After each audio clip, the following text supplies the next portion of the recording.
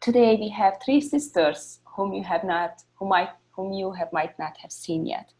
And Sister Rita worked in Nigeria for 45 years by July. And presently she works for an organization called Hope for the Village Child Foundation. And she will tell you more about her ministry there. And Sister Francine, can you wave to us? Okay. Sister Francine is, she lives in Great Bend, Kansas, and she is part-time staff at our Heartland Spirituality Center. And she is presently on the Assembly Chapter Planning Committee and is involved in many areas at our mother house in Great Bend. So if you ever get a chance to visit out there, you know, some of you are zooming in from Wichita, Kansas, and Arizona, and Garden City, Colorado, you're a little bit closer to her. So once the restrictions are lifted, you know, if you are in that area, just say hi to her. And then Sister Gemma is zooming in from Columbus, Ohio. And she is a former missionary, and she is also serving on our leadership team currently. So welcome, and you can take it over from here. So my understanding is that Sister Rita, you will be doing your presentation. And when you wish me to show the map, yes, just tell me that, Bea, please bring up the map slide. And I will bring it up then. Right. Okay. All right. Bea, you want to put me on share screen?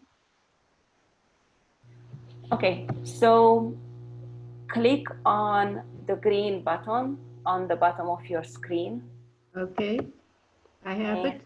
Okay. Will you have any sound to share, yes, or just pictures? I have it. I have it. Okay. So you just click on share screen. That's it. Perfect. Thank you. Okay. I just want to get the slideshow set up. It is.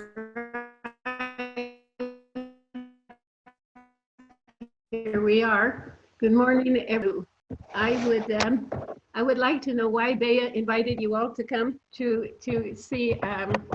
Sorry, my internet is going unstable, and this thing is going faster than I want it to go. She's invited you all to go to see Francine, but she didn't invite you to come see me in Nigeria. And I don't know why she didn't invite you to come see me in Nigeria. So let me start this. I want to start just by asking you a few questions, but I want you to start by doing a little word association first. So the first word I'm going to show you is the word, if it's coming on here, the word tree. When you hear the word tree, what's the first thing that comes to your mind? Maybe it's something like leaf or branch or elm tree or whatever. So this is how we're going to do this. So when I say this word, when you hear this word, car, what's the first thing that comes to your mind? Just jot it down or something. If I say the word baby, what's the first thing that comes to your mind?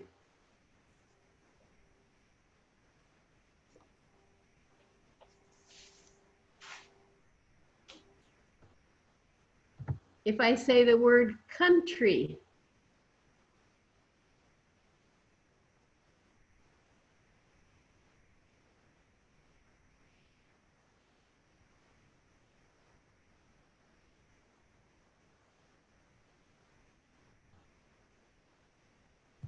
if I say the word Africa, what's the first thing that comes?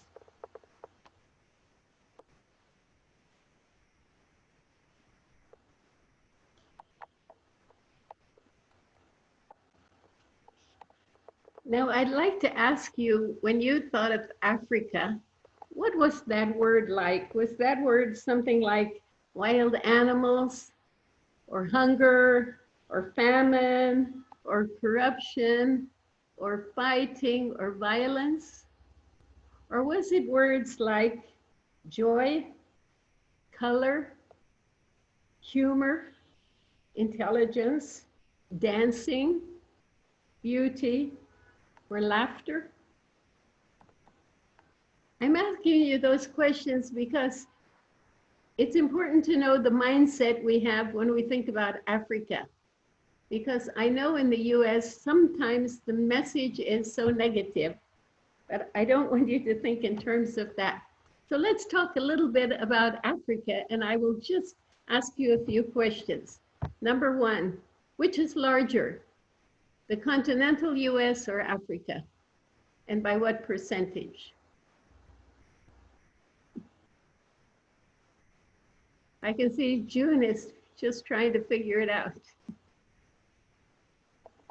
Africa is bigger, maybe by 3 times. Well done. Africa is 3.7 times, 76 times as large as the US. If you look on the ordinary map we have, it doesn't look like that, but it's actually that large. What about Russia? Which is larger, Africa or Russia? And by what percentage?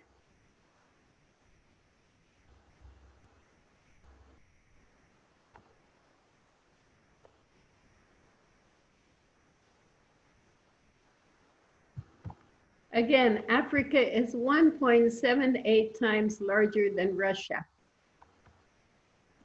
This is why when sometimes I meet people when I'm in the US and they say, have you met my friend from South Africa?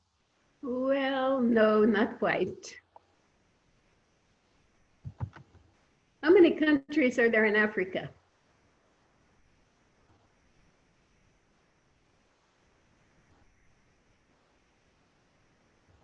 There are 54 countries in Africa.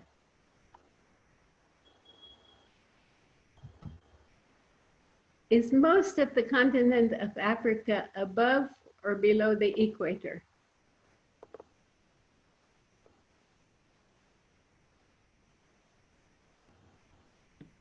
Below. Most of it is above the equator. Really? Wow.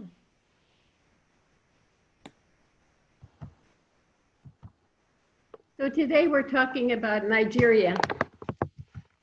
One question, is Nigeria in North, South, East, West, or Central Africa?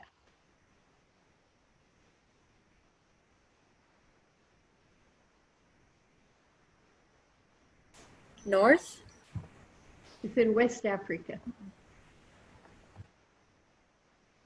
So I'm not going to ask you a question here, but I want to put things into perspective for our talk. Nigeria's landmass is 356,000.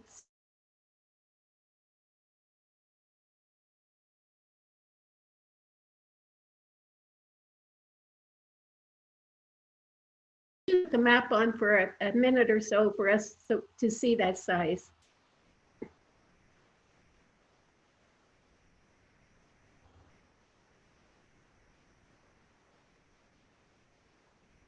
Okay, Bea, Sister can you Rita. put the map? Yeah.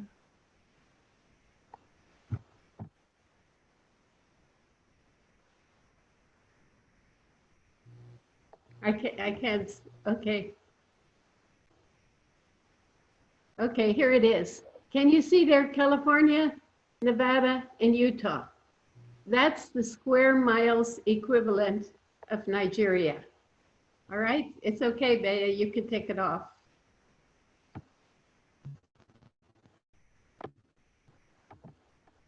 I have to get back to mine, I think. Okay, now, if we look at that size, the population of Nigeria now is approximately 206 million people. 206 million.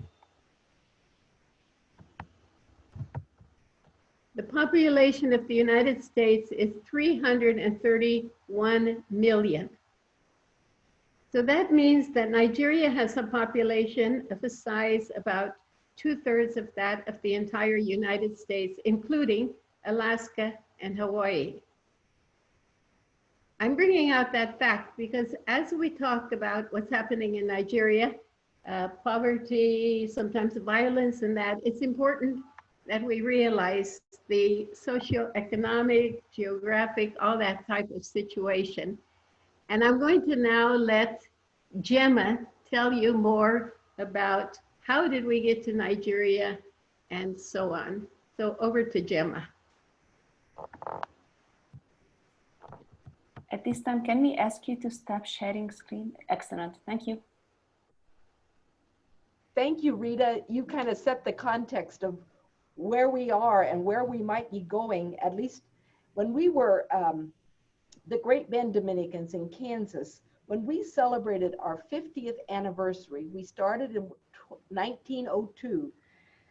In 1952, the sisters asked themselves, what return can we make to the Lord for all the blessings that God has given us?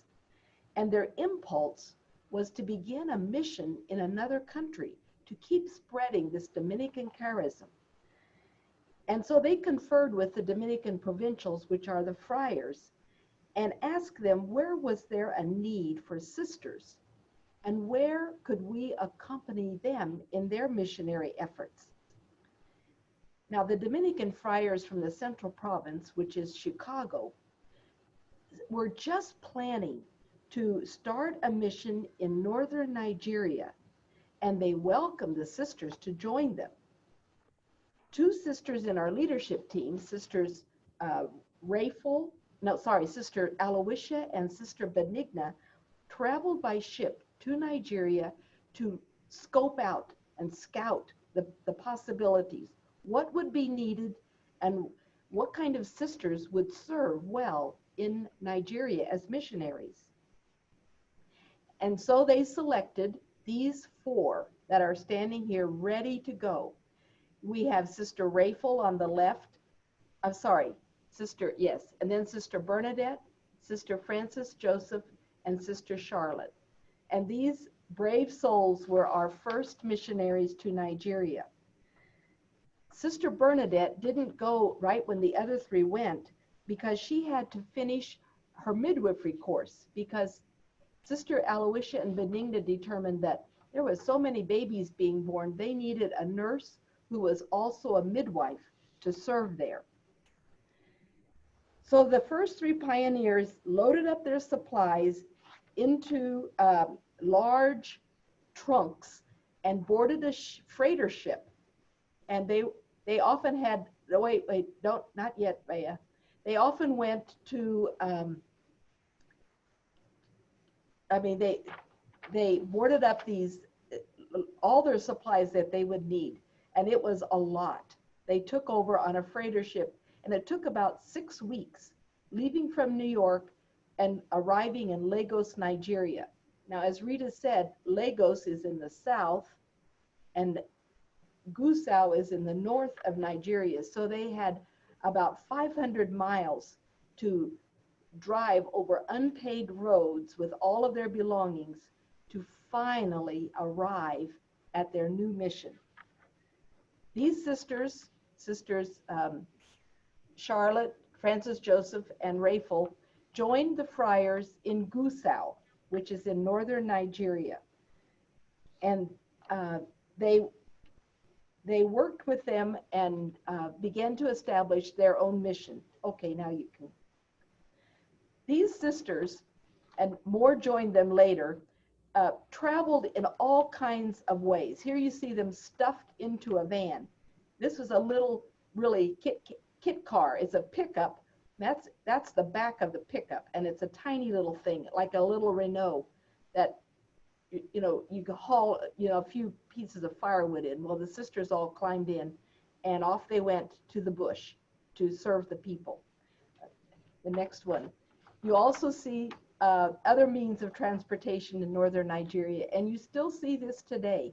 It is very, very common to see camels going back and forth and through the city streets. They settled near the friars in Gusau, Nigeria, and that's where the church was just beginning to take root. the friars were starting what they called the prefecture, which is before a diocese in northwestern Nigeria. And the papal nuncio wanted to move more of the Catholic presence into that area. And it still today is primarily Muslim, but the Dominicans are a strong Catholic presence there. Sister Rita will say more about our work as we went through the various years, but we also started a indigenous congregation of Nigerian Dominicans sisters there. And Sister Rita will say more about that later. While the priests built the churches and the schools and the hospitals, the sisters blessed those with their dedication, their kindness, their generosity in their service to the people. And that still continues to this day. Sister Rita is a good example of that. Sister Bernadette, this is a picture of our three sisters in Malamfashi, where they started a real ministry to the women. One, to teach them to read, but also to teach them skills about how to keep their babies alive. One of the real problems was many babies while they were being weaned, died due to diarrhea or malnutrition. And so these sisters really did a lot of good work in creating better quality of life. And an old saying goes, if you teach a woman, you develop a whole culture. Now, Sister Bernadette arrived a few months after the other sisters came, and she started a maternity hospital where she delivered hundreds of babies under very dire conditions. Often in the middle of the night on the porch, there was a birth. Very tragically, she was killed, I think the next slide, she was killed in an auto accident, and Sister Frances Joseph was seriously hurt. We believed that her giving of her life was a watering of a very fertile field that has served the Nigerian vocations and Dominican charism in northwestern Nigeria as young women began to seek entrance into our congregation. And so as they more and more came and asked to be received into the congregation, the sisters decided to go to the east in Umakaya. Is that how you say that word, Rita? Amokaya. Amokaya. I think I misspelled it and everything. Anyway, that's in my memory. That's how it. And they began a postulancy or a prep school for young Nigerian women. And they had just really gotten it established. And then the Biafran War broke out. So they sent all those women back to their homes. And in the end, those two sisters, Sister Diane and Sister Marietta, this is Sister Marietta on this picture, had to flee during the war on a little boat out into the ocean. After the war, some of these young women headed north to find the sisters, and they became the first sisters of the Nigerian Dominicans. Unlike many other religious congregations, the Dominican sisters remained in Nigeria during the war, and it was a fearful time. They tended those in need regardless of what tribe they belonged. For many years, no other religious congregation has served in the Sokoto diocese. But the Dominicans came, they stayed, and they responded to the changing needs of the people of God. And I'm going to have Sister Rita now kind of take us through some of those steps or stages of our response to the missionary needs in northern Nigeria. Okay, Gemma, thank you. Am I on? You are on. I'm not sure if you want to share screen again or not. It's up to you. If you have other pictures to show, then you would need to share screen again. Do I have to say, sorry, I didn't understand that. Can you see my screen? No.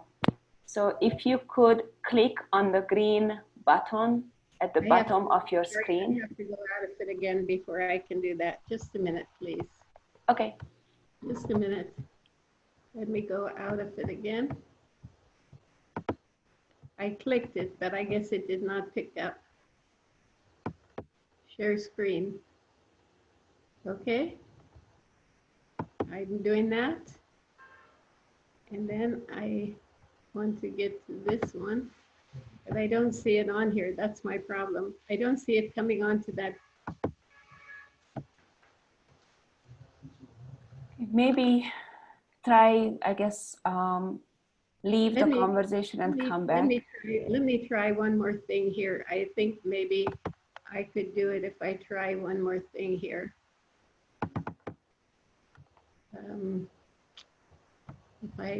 If I put it down and then I do share screen. Because without, most of mine is pictures, so I want you to see the pictures.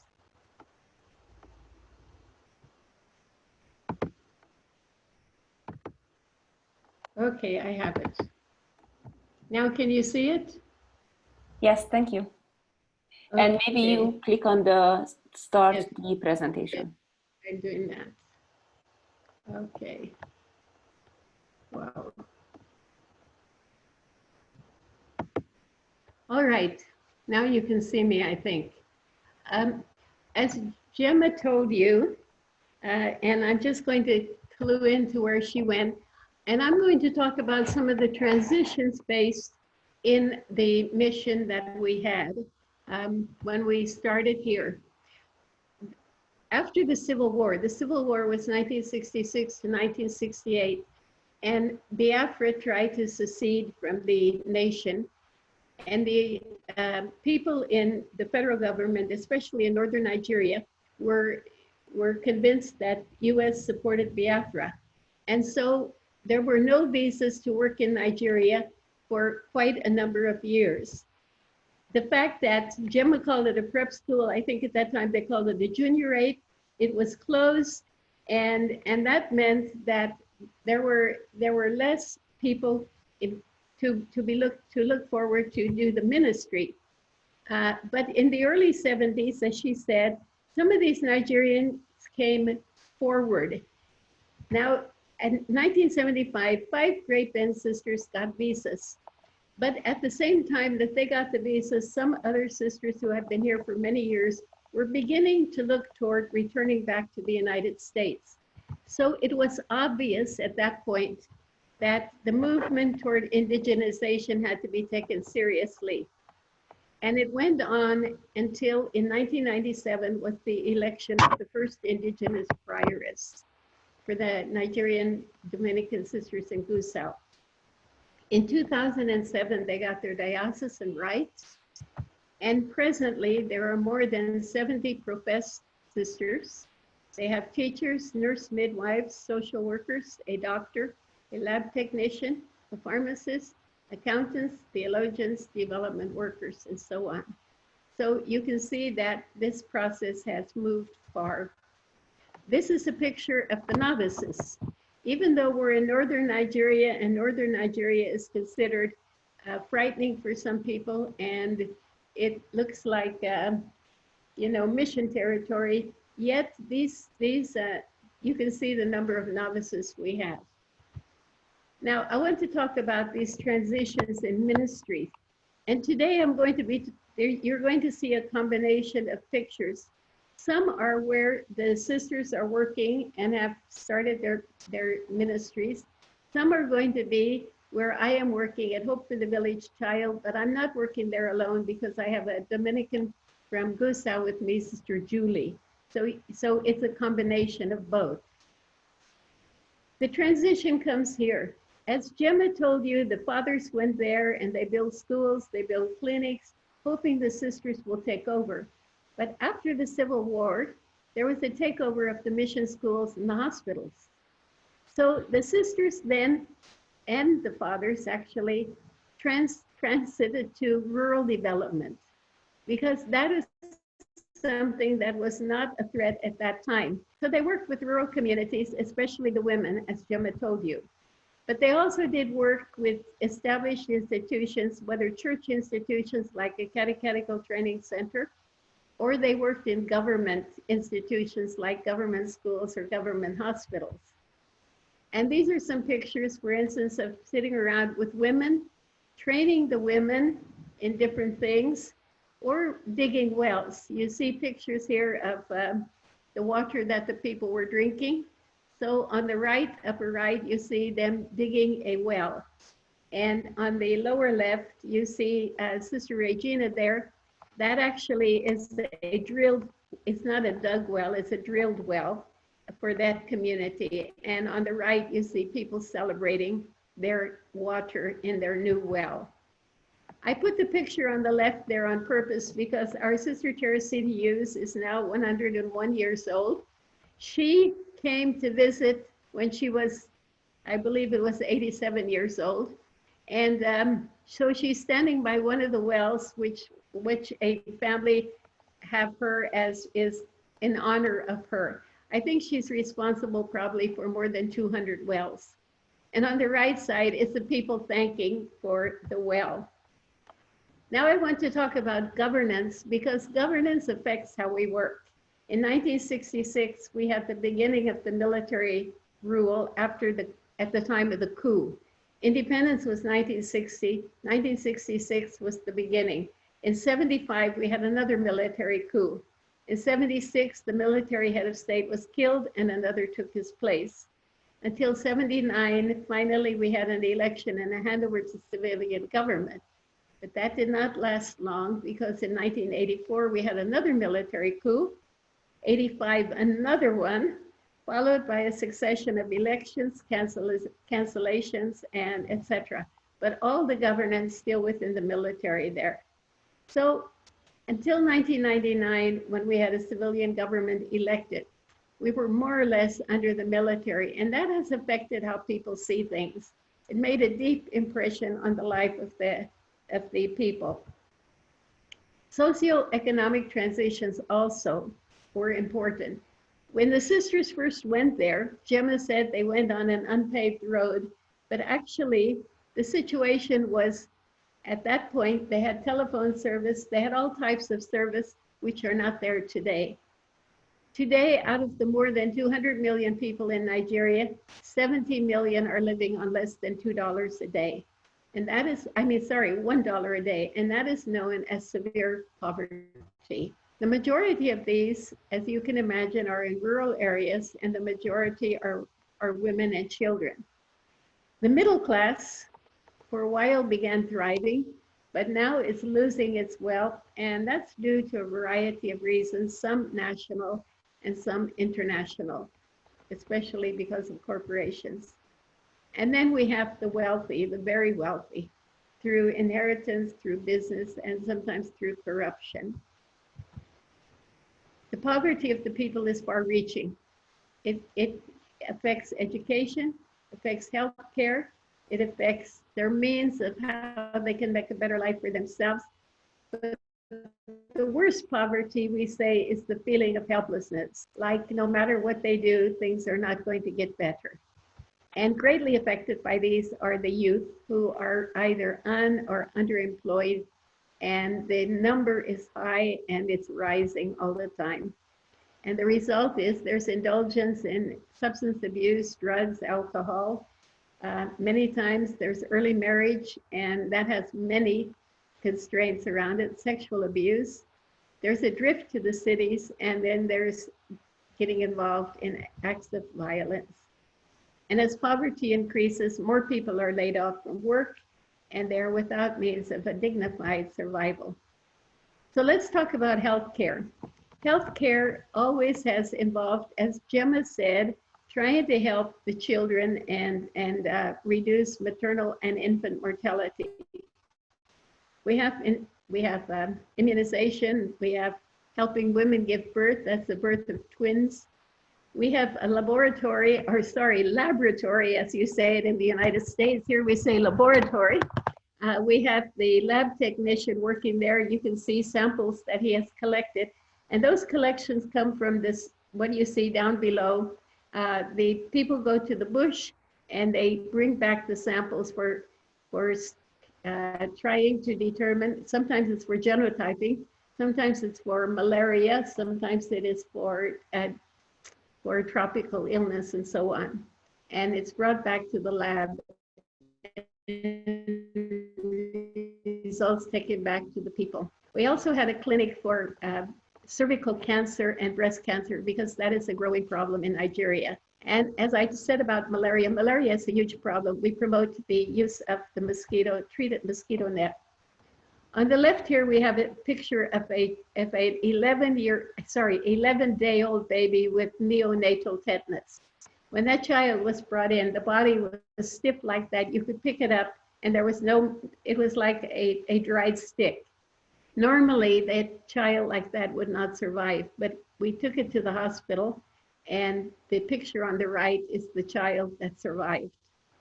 The two pictures on the left, on the right, I mean, that's twins brought in severely malnourished, but you can tell from looking at how malnourished they are. But if you look at the bottom picture closely, you see my hand on the baby's arm is as big as my ring finger or my forefinger.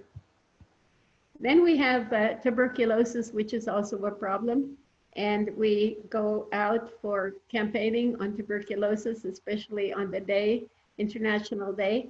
The girl in the middle there standing up, she's tuberculosis free after a series of treatments. And then on the right upper one is work in the villages, training village health workers. You see that little strip of paper that's used to determine growth monitoring. And this young man in the orange hoodie, he's the one who is learning how to use it. Down below, you see Sister Julie, whom I spoke about. She is teaching the traditional birth attendants or midwives how they can work with a woman who is pregnant, how they determine what is going on, whether she's healthy, whether she needs help. We also have a program for children with rickets. The upper left-hand corner is children that we saw in one place we went to early on. The children down below, it's one family. Those 6, out of those 6, you can see the 4th one might be okay, we're not sure. The 6th one is okay, but the other 4 are severely affected, and especially the 1st and the 3rd one. They actually live in the village where our home is, and they don't come up to my waist at all. That's how crippled they are. On the right, you see that we do surgery. This boy had surgery, and the doctor is strengthening the cast there. This picture is a picture on the upper left. It's a picture, this is what we call our children with special needs. And the picture is a picture of a little girl who as an infant crawled into fire. When we met her, this was the picture, the first day we met her. You can't really tell, but she has no nose on this picture. Her eyes were burned open, and she has 3 fingers on one hand and none on the other hand, and her chest was burned. So first thing meant to get her eyes fixed so that she could blink so she wouldn't go blind, and then to give her a nose. The picture below, her eye looks like that because that was the result of the operation on the nose. But she got a nose and it changed her life. And now she's a student in the sister school in Malamfashi. The picture on the upper right is an international day called We Ring the Bell. And children are encouraged to ring bells and make noise with pots and pans or whatever to call people's attention to the fact that all children have a right to education, including the people who are disabled. Lower picture, the foremost person there is sight impaired. He cannot see. He's lost sight in both eyes, but he's learned how to use musical instruments, and he's made his own album. Now we talk about education a bit. The school on the right is a government school that Hope for the Village Child works with, but the sisters also have their own schools, and that picture is the school on the left I meant, and a school on the right is the sisters teaching anatomy there. School on the left, we help them to get textbooks, and the children are celebrating. There again, you see the difference in the schools. School on the left, government school, that's who Hope for the Village Child works with. School on the right is a sister school. The picture below shows students learning how to use a computer. And the picture on the right, lower one, is from the sister school. They're teaching them how to decorate calabashes. It's an art class. School on the upper left again is sister school, and they're getting fed lunch. And then next to them, you see a little girl from the village who is learning to color for the first time in her life. And down below, the children never saw jigsaw puzzle before, so they're learning how to put it together. And then we have a little girl trying to figure out what comes after J. Because we had a problem with trying to get education and teachers and children more interested, we started this year peace clubs and girls clubs. These children on the upper left, this is children in our girls club, they got to make their own folders. They got to draw on them. For the first time in their life, they used scissors, they used tape. They were so excited to do things. So we work doing arts and crafts things with them. The picture on the right shows them outside, because we also do some kind of games where they learn about peacemaking. The picture below, they also learn something academic. And then we took them to a park where for the first time in their life, they saw animals they had never seen before, like crocodile, like this ostrich. And they were so fascinated by that. They walked through the park. There were some children's playground toys that they had never been on before, because they don't have that out in the village areas. They looked at different types of trees. And in the end, they sat down and they started talking about ecology and the earth. And after talking about it, they told the teacher what they wanted her to write. And so this group of children said, Mother Earth is our home, let us take care of her. We work with the youth on the left. We go into secondary schools sometimes and talk to them about health.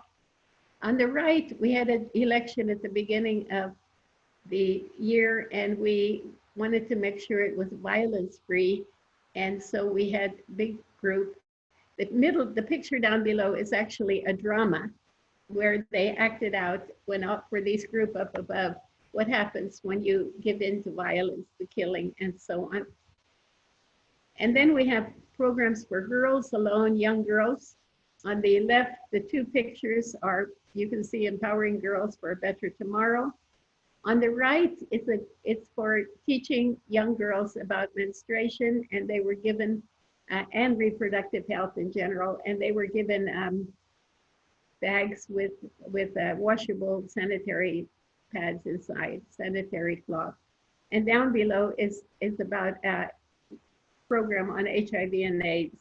I need to talk a little bit about poverty, because we talked about that. You see the woman on the right, on the left, obviously poor, little girl, probably with rickets, and putting weight on her head, which won't help the rickets, carrying water back to her house.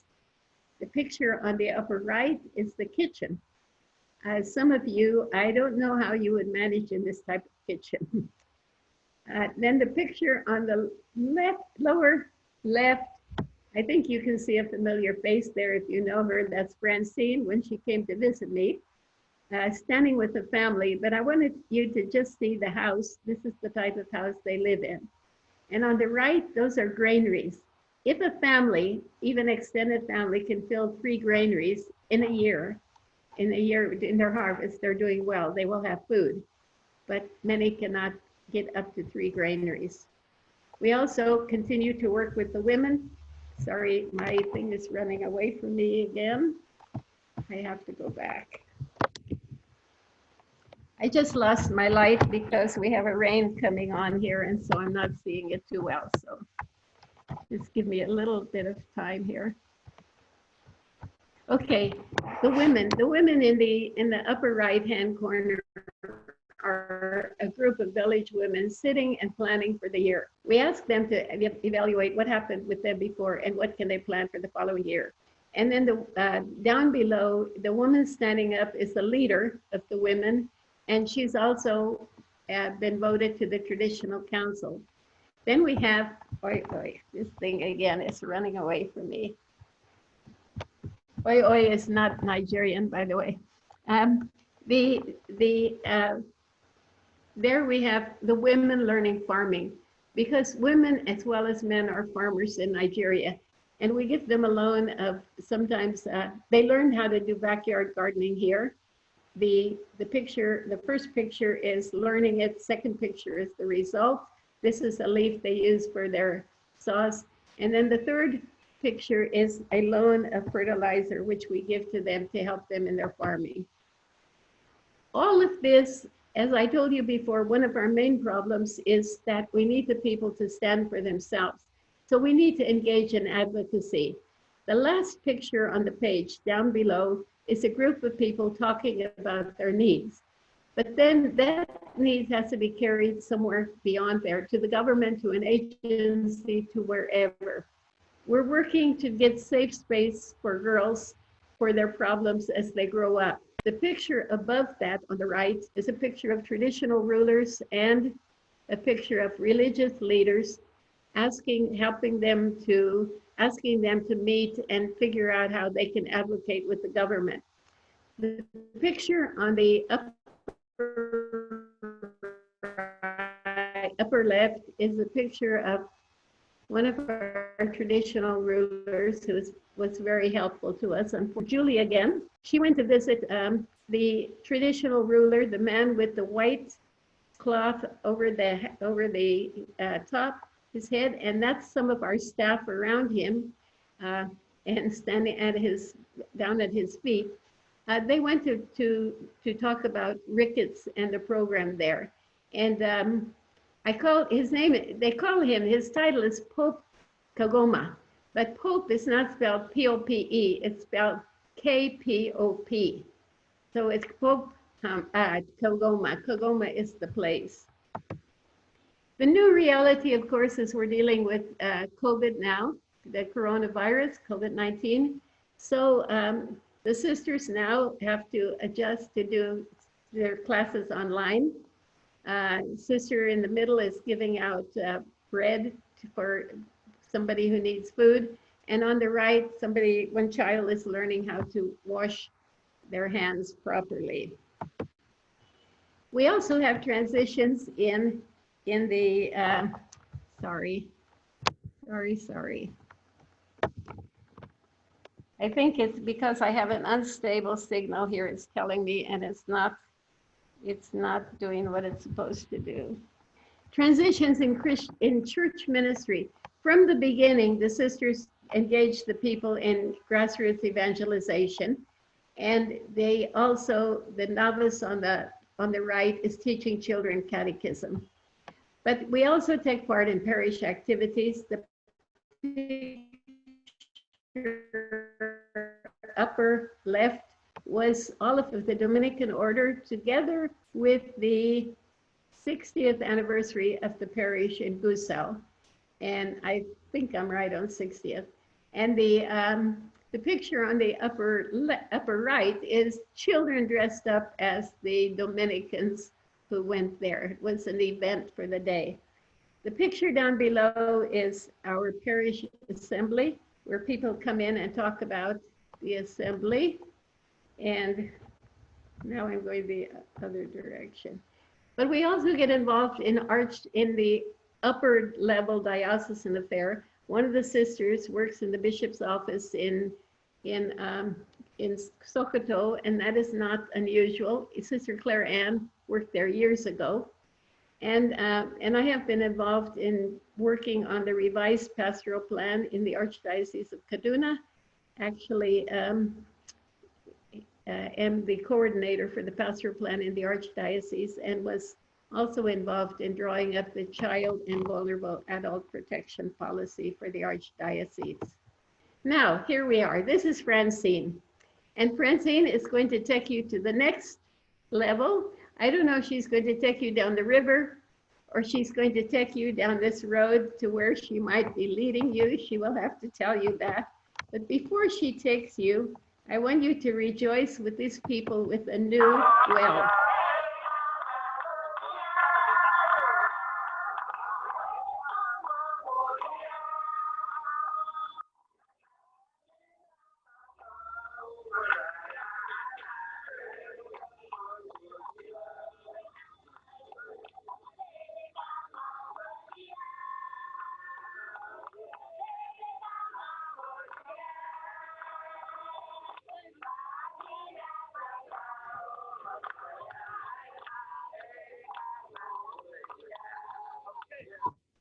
All right, you visited me in Nigeria, and now I will let Francine take over.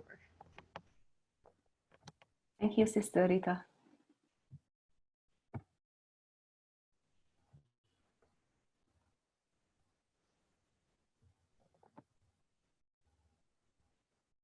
Okay, as Rita said, I've visited Nigeria. I've never been missioned there, even though way at the beginning when I was young, it was something I wanted to do. It was like a dream, but you know, all of us are called to be missionaries because of our baptism. And even if we don't consciously think about it, we really are.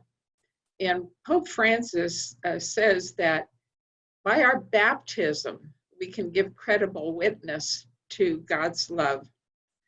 I was telling Rita the other day that long ago she made this statement. She didn't remember it, but I did.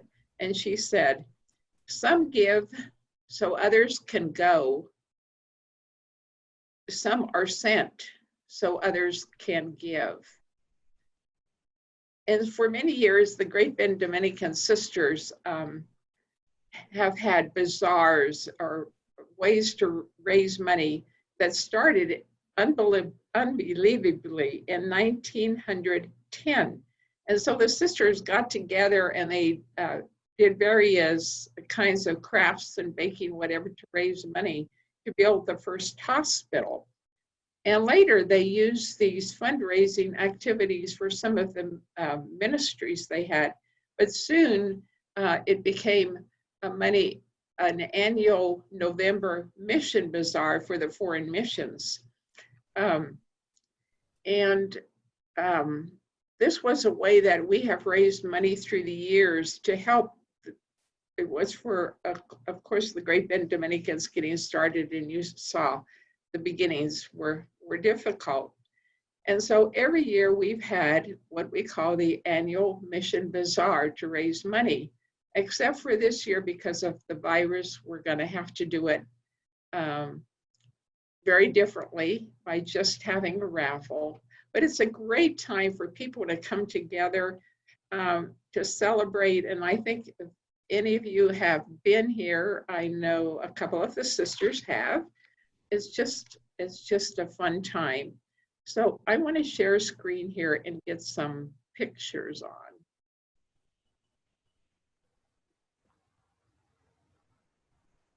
Actually, Vicky has been at the bazaar. She had the experience of, I think, making cinnamon buns, I think so. Are we on, Bea? Yes, you are. Thank you. Just click on the slideshow and then we will see it in big. Yep, that's it. I'm not sure why. On the bottom of your, yes, that's it. Yeah, there it is. Okay. Excellent. I'm just going to show you some pictures of some of the things that are sold at the annual Mission Bazaar. If you can believe, these are light bulbs. Huh? And Sister Judith paints every light bulb by itself. Amazing. These are some of the other crafts that are sold. and associates and some friends of the community donate things. These are soaps and lotions and sunscreen, and back here you see vinegars, you know, different kinds of vinegars people make.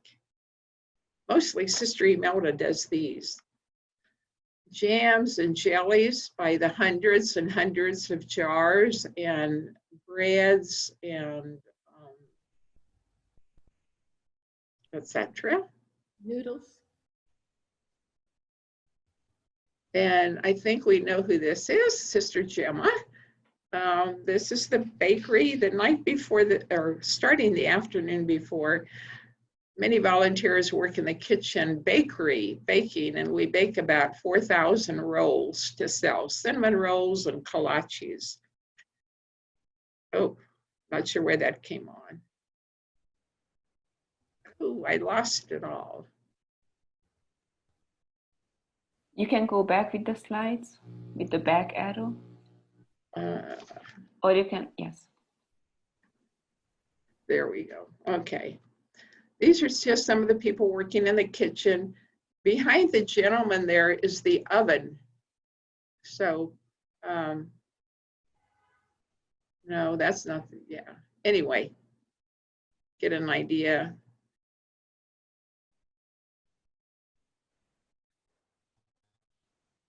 And this is the frosting part. So those are just, that is one way of raising money for the missions. Another way is what we call reverse mission. And this means that we can go out to parishes and we talk about our mission areas. And dioceses invite us to come and speak about the missions during the weekend liturgy celebrations. And we used to go to more dioceses than we do now. Like we've been in Oklahoma, Texas, Colorado, and Kansas. And now we are invited to 3 of the 4 dioceses in Kansas. And we usually speak at about 6 parishes in each of the dioceses. So we do that every year. And another way of raising money, many years ago, one of our cousins was killed in a car accident, and his widow wanted to do something to remember him. And so she called Sister Teresita, whose picture you saw earlier, and she said, you know, we're farmers, and I'd like to do something in memory of my husband, and we know the value of water. Is there any way we could dig or pay for a well to be dug where water is needed? And so Sister Teresita wrote to Rita, and Rita said, of course, we would love to do that. So that began what they call the Water Well Project. And from this one person volunteering to do this, over 500 wells have now been donated by individuals, schools, organizations, etc. So we go from dirty water to a water in a well. And I love this picture. I think it says it all. So one gift can mean a lot for a lot of people. Pope Francis said that, you know, that the missioning of the 72 disciples reminds us that all of us are called to be missionaries. And it doesn't always mean that we're building things with brick and mortar, but more importantly, it means that we show people the presence of Jesus wherever we are. So there are many ways to do that. And of course, raising money, that's kind of how I've been involved in the missions. I visited Nigeria 4 or 5 times, I can't remember right now. But I always come back with an appreciation of all the resources we have and the ways that we can so easily, by even small ways, be of service and help to others wherever help is needed. So I think we're open to questions if people have questions. So that's my presentation. I do have one more thing. I'm sorry. This particular well, and I just happened to pull up the picture, not because I was looking for it, but it happened to fit. But I got a card this year from these women in Geneseo, Illinois. And one of them said, here's a check for another well. I think it is number 18 or 19 so far. And she just goes on to say how through the years that one time when she was in Steamboat Springs, Colorado, she went to Mass at the Holy Name Catholic Church. That is where I originally heard one of your sisters describe well, the ministry, describe the well ministry in Nigeria. It made me so happy to complete that circle of giving wells.